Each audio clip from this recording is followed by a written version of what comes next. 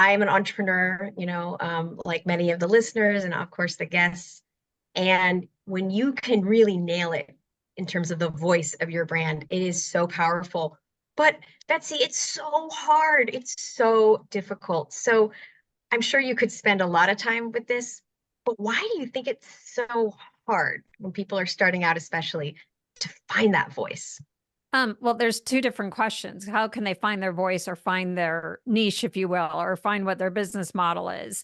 I think that there's a lot of things depending. Like I work a lot with mid-career professionals, and a lot of times when we want to start a business, it's like we kind of have our formal expertise that we developed through our education and all the years that we worked in a specific role.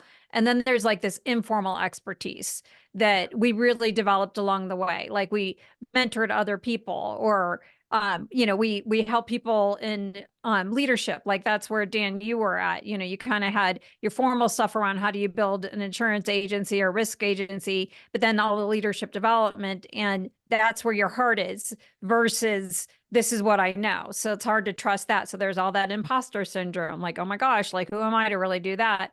And then there's also the part of like that scarcity fear. Like, well, if I just say I'm all about this, then I'm leaving everything else on the table.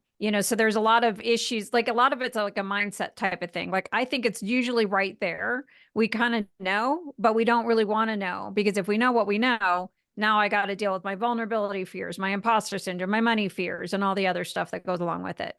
I've been feeling like a shark in a shrimp tank, big fish, small pond.